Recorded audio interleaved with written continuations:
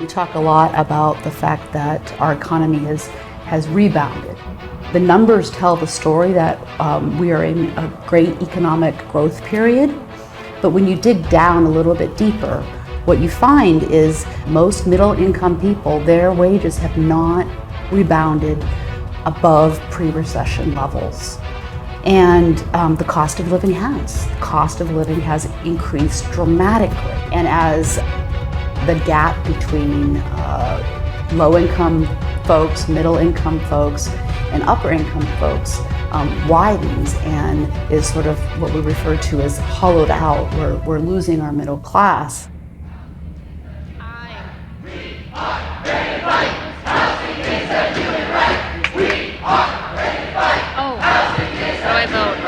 No.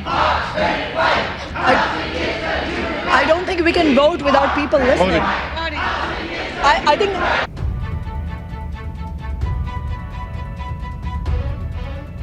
Every time I tell someone I live in an RV, I watch their face.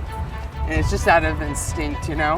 And that's usually when I just start, oh, but it's really, you know, I can't afford to live anywhere else, and, you know, I have this dog, and then I found myself just stopping one day. I just stopped. And now I just tell people, yeah, I live in my RV. And I just don't, yeah. Usually then people will go, really? And then I love that reaction, because then I'll hear from people that say, God, I've thought about doing that, because I'm not the only one that's hurt.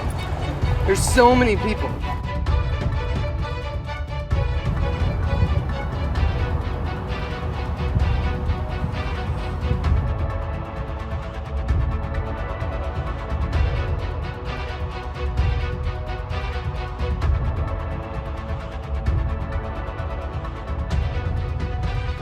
You know that resident's name, now you've made a friend. And when you vote, when you think about a town hall meeting, or when you have friends that complain about somebody on the side of the freeway, whatever else, it's not the same anymore. This is my friend you're talking about. It's the equivalent of leaving the light on at night so people can find their way. My job is to leave the light on and let them come home.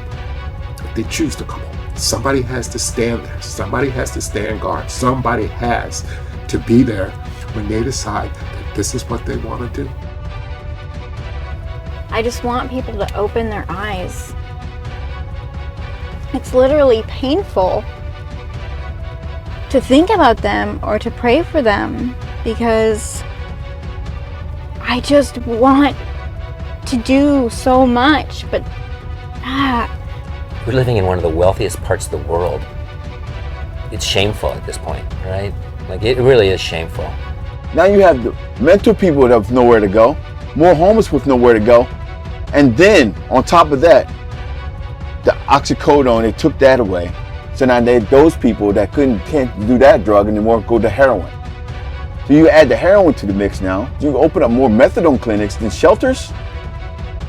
Come on, man. It's obvious what they're doing. It's a game. So who's playing the game? Well, I don't actually believe that rich people don't see the reality. I don't actually believe that Jeff Bezos doesn't know what the world is like. Of course he knows. He doesn't give a damn. We have to understand that he doesn't care about us, and we should not hold our breath that someday maybe he will feel compassion. No, that's nonsense. Well, I mean, the short answer is that capitalism won. You know, if you look at any culture for millennia and upon millennia, people were able to, where they lived, construct shelter out of the materials at hand to, take care of themselves. We've literally made that illegal in the city of Seattle. We've made that illegal across the country. There's a lot of people who look at this kind of work and they go, why are you supporting these camps? You're just enabling people to, to not get a job or not work or whatever. And I'm careful who I talk to about this. I'm lucky to have neighbors who are very supportive. But my point of view is that everybody deserves food, clothing, and shelter. I don't care who you are or what you've done.